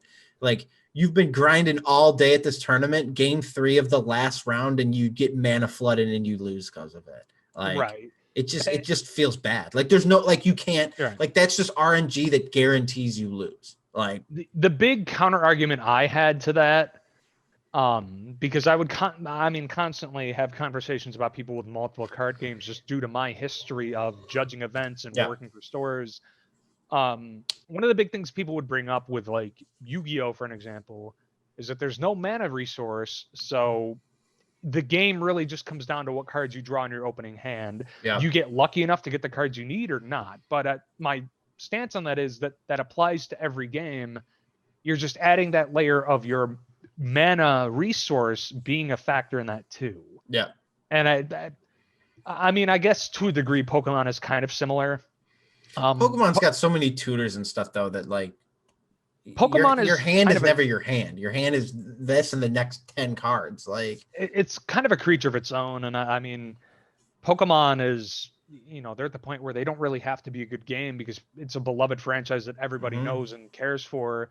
Collectors, players, people who only play the games, it's beloved, and you can't it's go also wrong a with beautiful card game. Like it. That too. like the cards are beautiful. I will say, my biggest plight with the cards is that for each series they'll have like the V, the GX, the EX cards, and more often than not they share kind of a 3D animated style to them that looks not good. My theory is that they do this on purpose. It's just kind of to convey what creature you're looking at on a 3D card, but they have rarities that go above and beyond that are rainbow, glittery, beyond the border, and honestly, those are what really draws the collectors in. Nothing really beats a shiny Charizard, but at the end of the day, the cards themselves are still very nice. You know, if I had not played Yu-Gi-Oh, I mean, I probably wouldn't have played card games at all. I think Yu-Gi-Oh was definitely what got me back in. But like, I think Pokemon probably would have been the next thing, just based on like how they run their tournaments and things like that. I never really appreciated the Magic community, locally and kind of nationally. I never got a good vibe from the community. Like some people were really nice, but I feel like the hardcore people were too elitist. And I think like Yu-Gi-Oh definitely has that, but like I think with Yu-Gi-Oh, like I just beat so many of them that like I didn't give a shit that they were elitist. Like it was pretty gratifying, not to toot my own horn, but back when I was really into the game, I would have considered myself one of the better players at it, and it was very satisfying to, we talked about it previously, these players who just couldn't stand to lose, and they would do anything to win. Beating them, despite the overwhelmingly negative aura they gave off, was probably the most satisfying part of the game to me. That was like, yeah, I mean, I always go back to it, but I think that the best event I ever went to was, and so one of the one episode we'll definitely talk about like experiences and tournaments and things like that, but like my favorite tournament I ever went to was the Chicago Zoo Nats. That event just, I mean, it had everything. Like so many people were there. So, like so many of our good friends went. Like the decks were cool. The decks were not overpowered. Like everything just lined up perfectly. And then I got to play my favorite deck of all time and do extremely well. I was one game away from making top 64 at that tournament. And it was one of the biggest ones they've seen in years. Like it was like 1,900 players. Like it was big at the time. That event was massive relative to their other events. Yeah. I think one of the only things that was bigger than that besides the national tournaments was their 200th YCS, which, I mean, they had to turn people away at the door due to the size of that. But this was an event like no other. And and like going back to that, like beating those players, like for the last 3 rounds of Swiss, I knocked out 3 like pro signed players. And that was like one of the guys that I beat in the last round. 2-0'd him, just swift, like just disgusting. I mean, I also sacked the shit out of him by just drawing broke, but he ended up winning nationals. I think he's won 3 YCSs in nationals since that tournament. And I just like, I'll see him win nationals and be like, loser. Like, I beat that guy. I recall there was a professional player that I had been interacting with in one of my games. I beat him, and I asked you guys at a later point, and I had you didn't even know who he was. I had no clue who I was playing against at the time, and I brought it up to you guys. I remember it was one of our friends. I believe it was Ryan Pasnick who said, that's I think it was Jarrell Winston is his name. Yeah. He said, that's Jarrell Winston. I said, who? And he says, oh, that's, he's a professional player. This. And I said, I had no idea. I just recalled that he was a bounty player, and I got several turbo packs for beating. You're like, oh, well, I kicked the shit out of him. Yeah, I had no clue who it was, and everyone was hyping it up. They said, dude, you beat him? He was a bounty player. I said, yeah, I got free packs. I said, no, he's like a big player. And I said, who? And might I add, despite him being what's considered a professional popular player, he was very toxic in our interaction. He was very, I don't want to say malicious, but he was trying to cheat without cheating. Yeah. During our time playing, and I to this day, I didn't want to be rude to him because of it. I just wanted to make it apparent to him that I know what he's doing. Yeah. And I didn't really care for it. I knew he was trying to bend the rules and the gameplay to get a benefit, and he wanted to call me out and say, well, I did this thing, and I said, that's not what we're doing. Just play the game. I think that goes back to what we were talking about earlier with Yu-Gi-Oh just being that kind of game that I don't want to say attracts cheaters, but like has that mentality of like, I need to win this. I mean, especially for like a bounty player. Like, I think that was like round 1 or 2. Like that guy doesn't want to lose to you round 2. It was very early in. I think it was round 3. Yeah.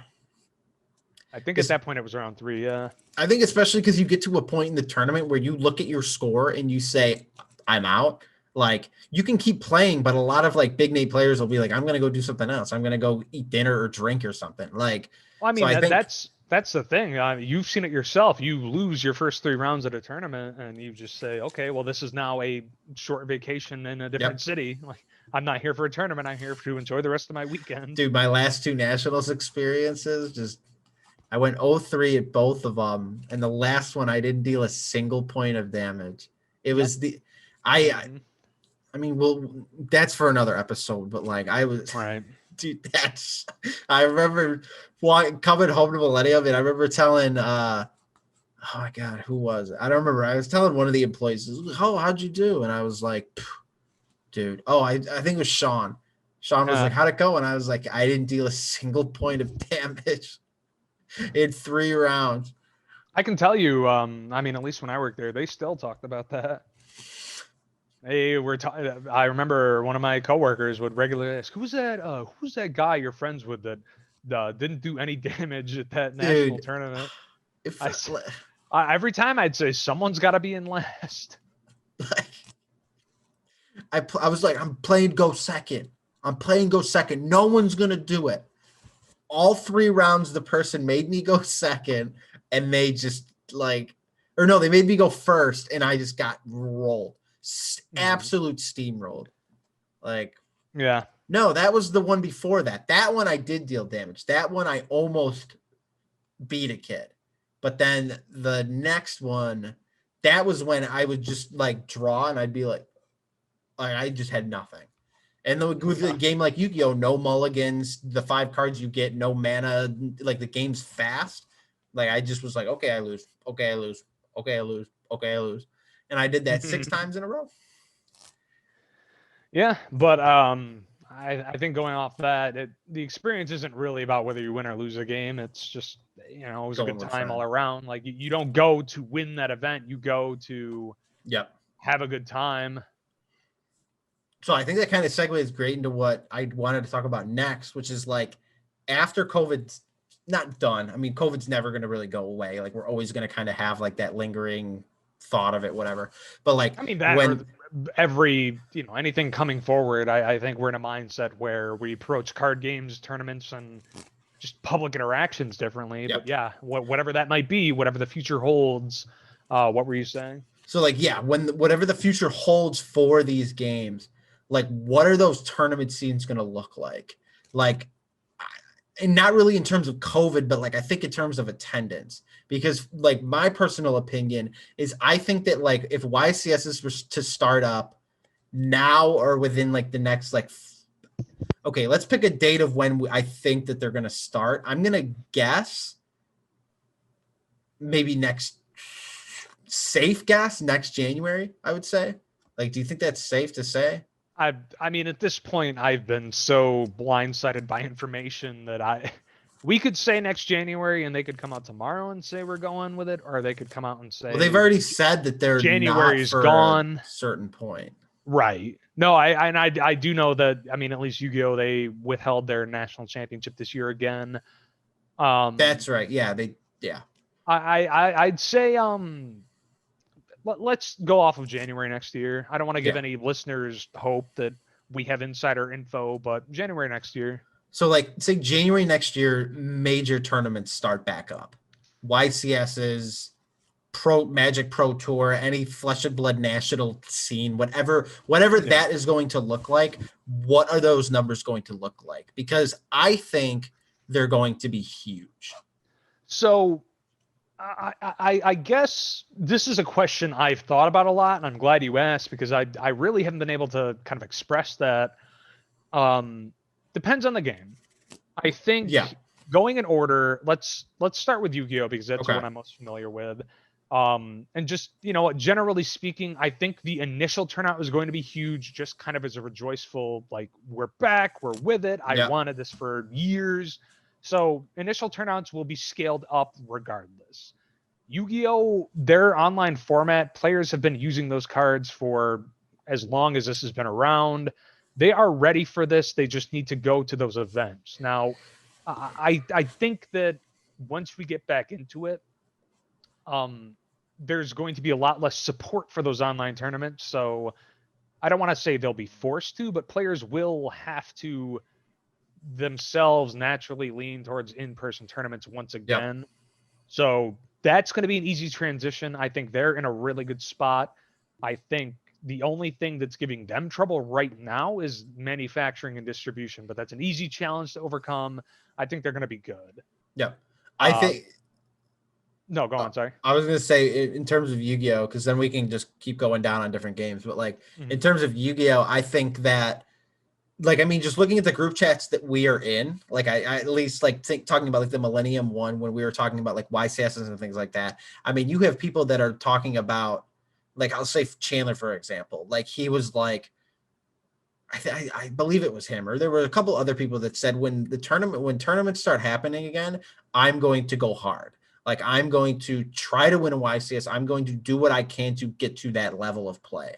And I'm going to keep going to tournaments. I have the money now. I have this. I have all this stuff that I think a lot of people are in that same boat. I think a lot of people that are kind of like, I'm really not doing anything right now. Like, I just want to get back out. I want to see these people. And I think that not only are people going to want to go to these tournaments, but they're going to want to travel. Like, if there was a tournament in next January in Pittsburgh, you bet your ass, like, I would be going. Oh, I'd be there now. Like, not just because of the tournament, but because of it allows us to get down to Pittsburgh and actually do something, go to a restaurant and go to like all these things that we're not currently able to do. So like these tournaments Shout out to are anyone not in Pittsburgh. Pittsburgh is beautiful. It was one of my favorite cities to travel to. Like, not only are these tournaments, they're also the opportunity to travel again. And I think that is what a lot of people are going to be using these tournaments. I mean, look at like the tournament that at Nationals that got canceled at Disney. People were like, oh, we're going to Disney World. And I already have tickets bought for the day that I drop out. It's like, you're already planning to drop out. It's like, well, I know I'm not going to get there. Like, people were like, they already bought their tickets for day 2. Like, they already knew that, like, they were going down there with their girlfriends, and their girlfriend's not going to sit at the convention center for 3 days. Like, they're going to go to Disney World on day 2. Like, and I think that's what's going to drive these numbers up.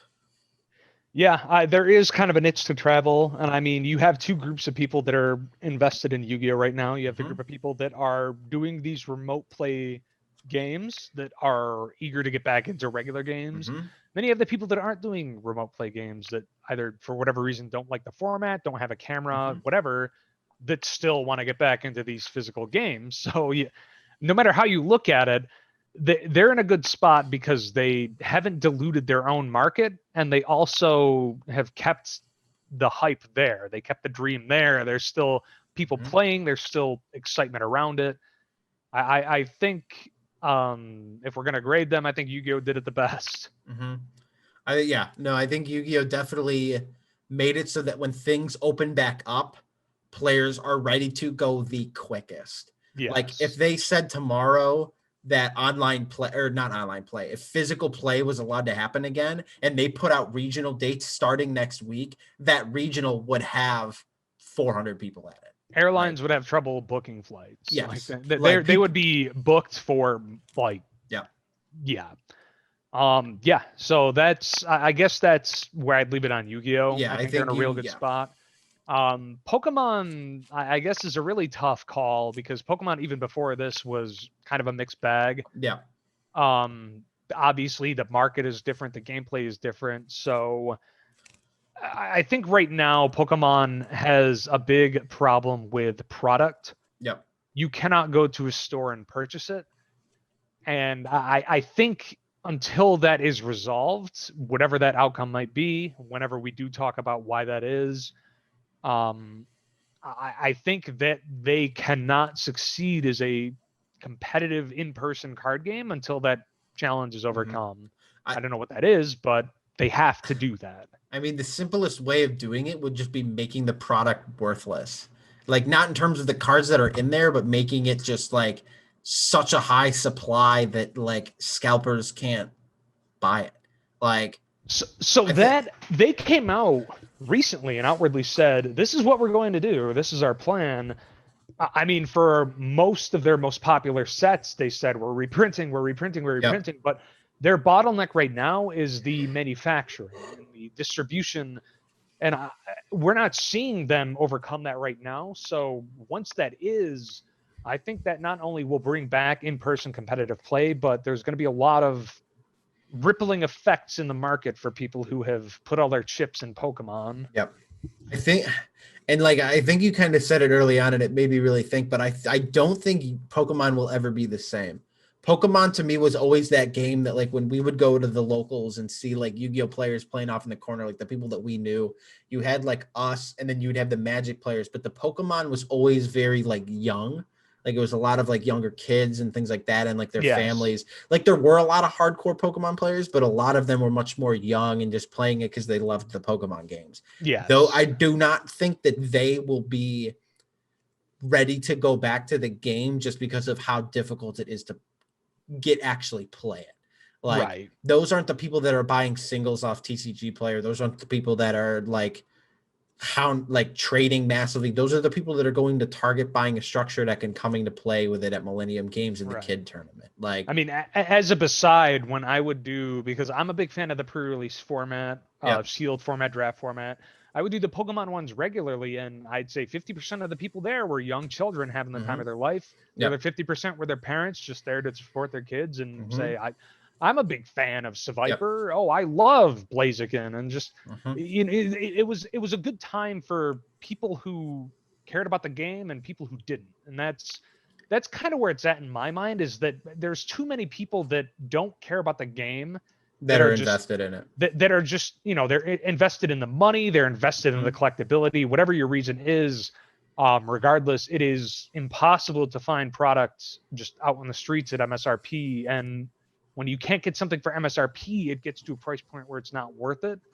So that I'd say, regardless of what is or isn't allowed within the confines of whatever mandates they're working with, you need to overcome that challenge of product being available before you can actually say, hey, we're doing these events, because it's a bad look to say we can play these events, but nobody has any cards from the Mm-hmm. past 3 sets. Yep. And I think that's a great way of looking at it, because like with Yu-Gi-Oh, the people that were kind of those hoarders and like the people that bought out product and stuff, they played the game. Like they played the game, they knew what the stuff was worth. But with like Pokemon, I mean, I have a friend that's like a big Yu-Gi-Oh player, and he's like hoarding Pokemon stuff, and he knows jack shit about the game. Like he's just hoarding it because people said to hoard it. Like Yeah, he doesn't care about the cards. He doesn't care about opening it. He just wants to see what happens to it, to the moon or some bullshit. Like, yeah. but like with Yu-Gi-Oh, the people that kind of hoarded those products, like they were opening them and selling the singles for really high. So like the singles were still out there, but like people weren't hoarding Yu-Gi-Oh just to see what happened. Like, Right.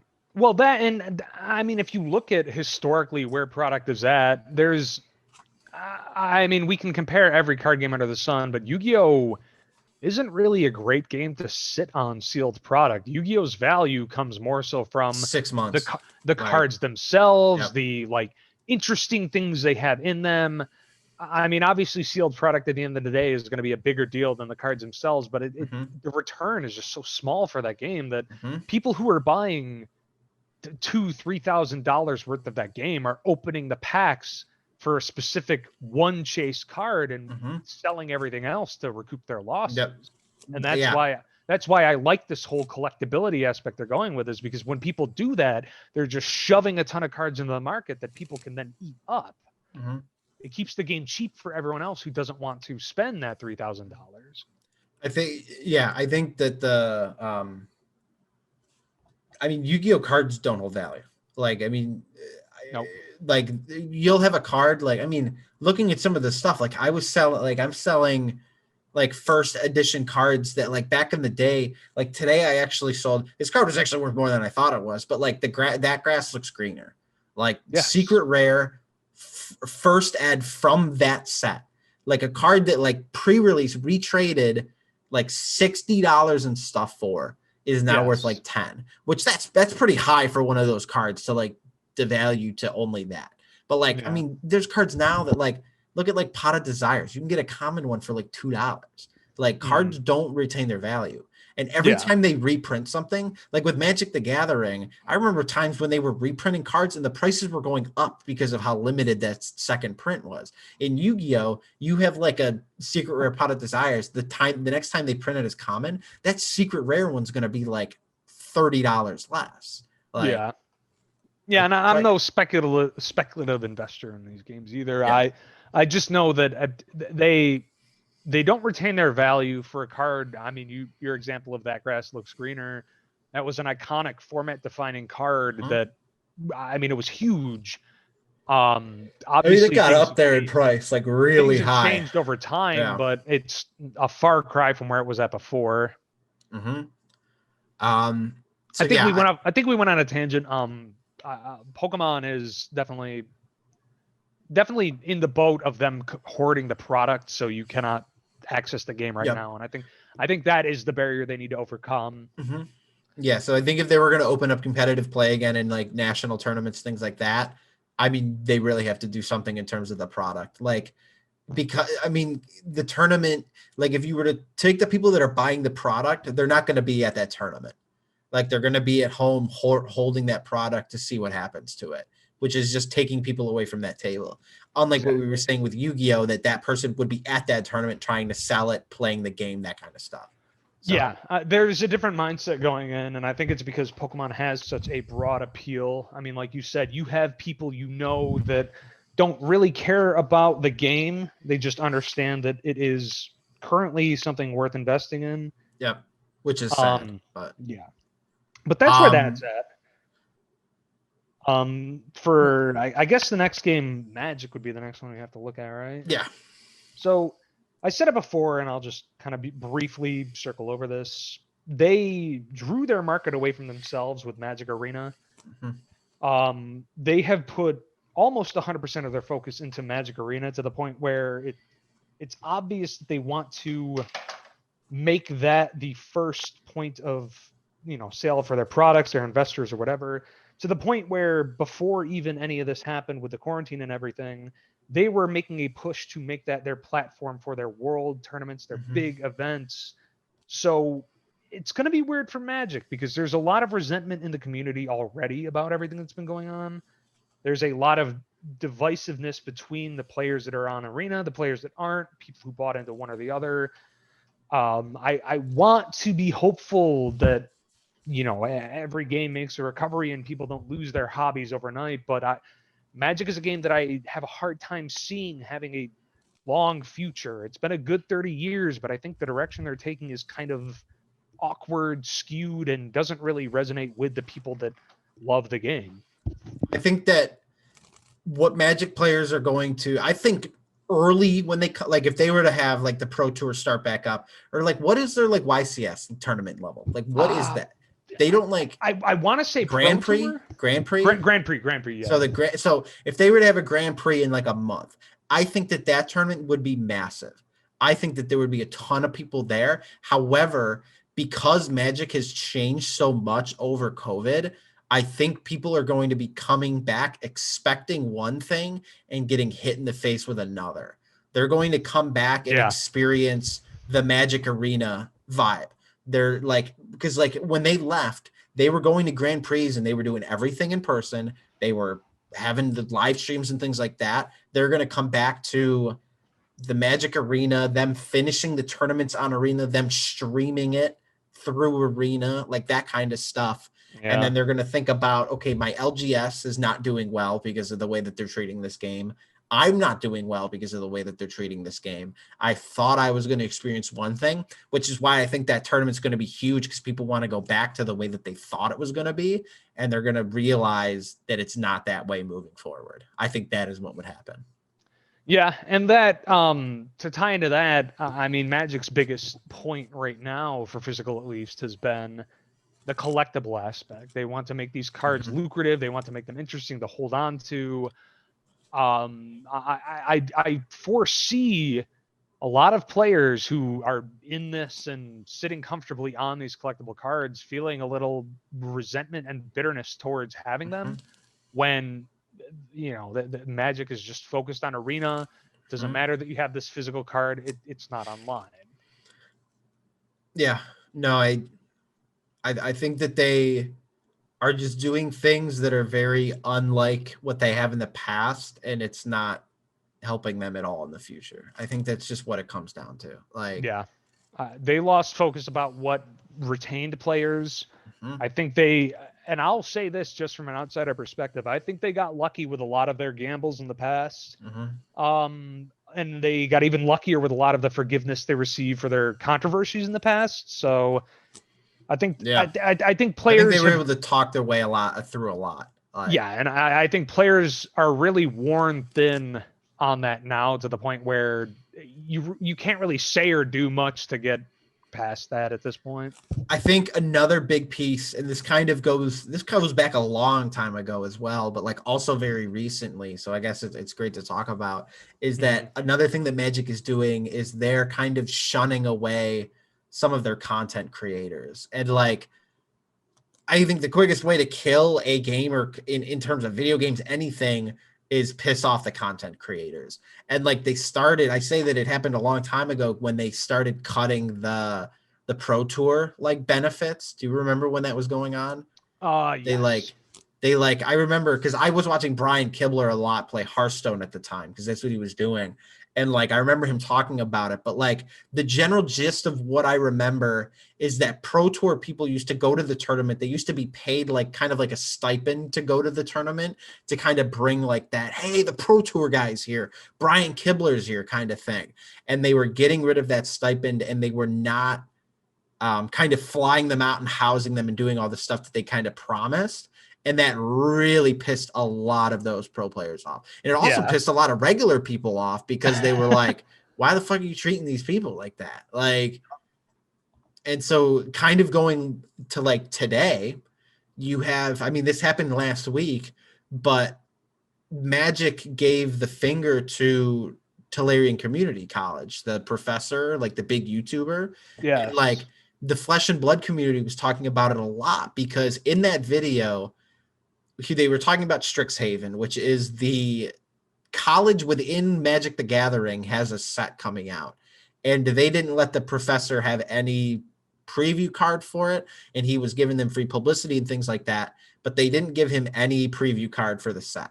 And that makes me mad. And I don't even like follow Magic the Gathering, just because like if they made a college set and they're not giving the guy who runs a YouTube channel called like the college from Magic the Gathering, like what are you doing?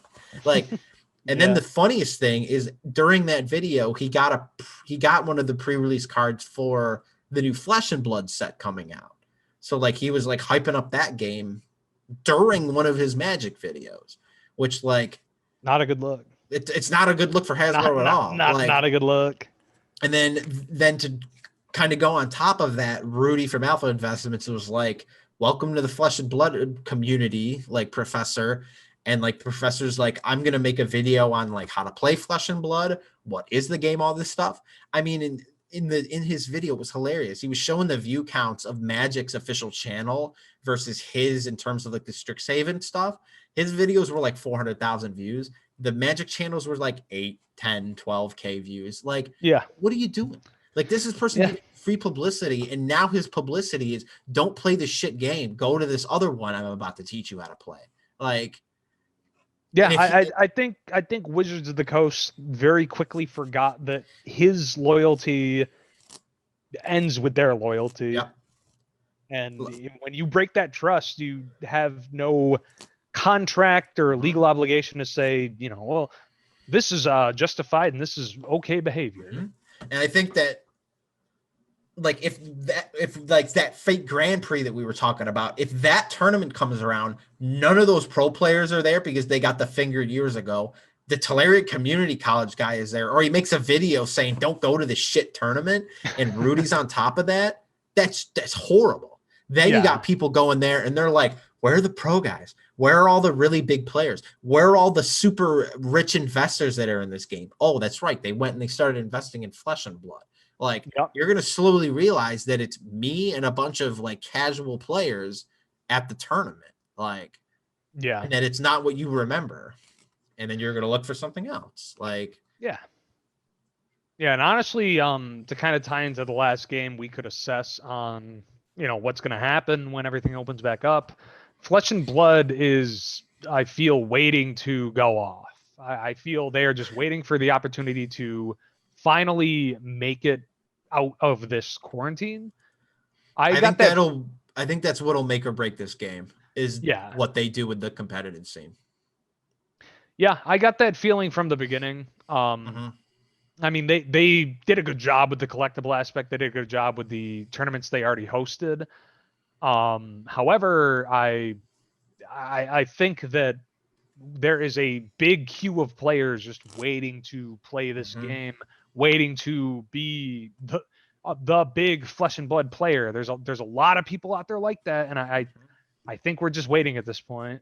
I know that a big thing that people are also doing is creating content on Flesh and Blood. Like, I mean, when you originally told me to look into the game, the only videos I found was like guys in New Zealand playing in the national tournament.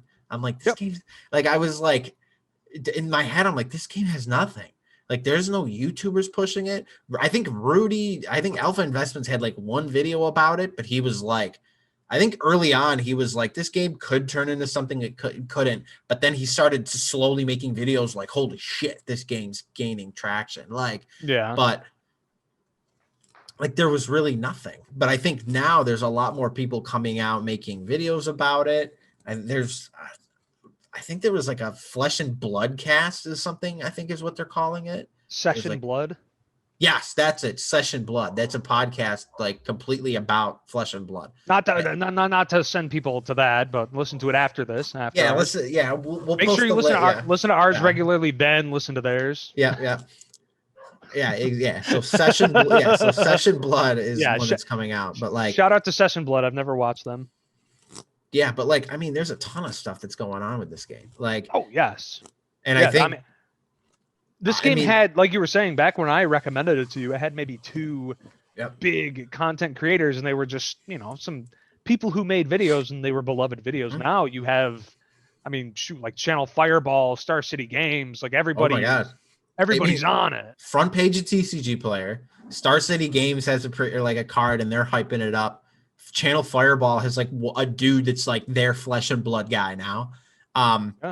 Tulare Community College is making all those videos about it, and he's putting out he has a pre-release card that not pre-release card. What the hell are they called? Spoiler. Yeah. He has a spoiler card. Yep. There was another guy. So they put out the list of like all the days that people are releasing, and people are like, oh my, like they recognize these people, but like one of them was, I think his name was the Rad Brad, I want to say. And I have not heard of him, but he is a YouTuber that makes video game content, kind of like a Mark. What the hell? Oh, it's me, Markiplier. Yeah, Markiplier. Yeah. So like, I don't want to say Markiplier because I watched some of this guy's videos, this Rad guy, and he's much more like calm and sophisticated, and his videos actually have substance other than just scary video game. Like, yeah, he's got better Five Nights at Freddy playthroughs than Markiplier ever could. Yeah, but he's got 13 million subscribers, and people are like, I didn't even know this guy played Flesh and Blood. And he's actually in the Facebook groups that like you told me to go into, and he's like buying product. He has like graded cards, all this stuff. And like, he's like, yeah, I'm gearing up for like a video that I'm going to make about it. And like, I mean, that's 13 million people that are gamers playing video games that are now going to see this card game. Like, I mean, this game has everything moving forward that it could be, I mean, the next big thing. Like, I know that like, I can see myself going back to Yu-Gi-Oh, but with my move down to Texas, I don't want to get into another Yu-Gi-Oh community and have to deal with that, like, not meeting people, but I think I'm at the point in my life where Flesh and Blood is the better path to go down. Like, yeah, it's different community. You're getting into something new. You're technically, even now at this point, an early adopter. Yeah. There's a lot of benefits, and honestly, I was excited about this before it was a big deal. I still am excited about this. I can't wait to see what happens. And I mean, and they've got, I mean, they're just doing the things that, I mean, make sense. Like, they have the draft set. They have draft within the sets. They have the blitz stuff. So if you just want to play a quick game or you want to learn how to play, they just have so much going on right now. And I think that we're very excited to see what happens in the future with it. Of course. All right. Well, so we have a bunch of other stuff that we could talk about and is on the sheet. However, I think that's where we'll cut it off for tonight. Yeah. Gosh, I didn't realize how much I could ramble on. Holy shnikes. All right. But we will definitely come back around at another time, talk about some more card game stuff, but I think we'll probably try to get some guests on in the next couple of episodes to kind of see like what they're doing. We have a couple of friends and some people that we want to reach out to kind of reconnect with, or kind of bring into this medium of just kind of sitting down and talking about their life experiences and things like that in terms of the gaming world. I think I mean, not to spoil anything, I think we have some pretty interesting characters that we can bring on from very impressive backgrounds that I'd love to get a chance to even as their close friends, I'd love to have a chance to just sit down and have a deep, provoking conversation with. So we've got a lot in the pipeline, and I'm very interested. Yes, but I just want to say thank you all to whoever's listening out there. In the future, so what we're probably going to try to do is we are going to try to make it some kind of video podcast for viewing on YouTube. I think that is a great way of doing it. But also, we will be available on Spotify. And that'll be episode 1 will be on Spotify. And I'm also going to post it on YouTube just as kind of like a test to see how the visuals look. But I just want to say thank you for listening and have a great week. Yeah, it's been a treat. I look forward to the next one. And to all our listeners, sincerely thank you. We're looking forward to this as much for ourselves as we are for you. So thank you. Have a good one.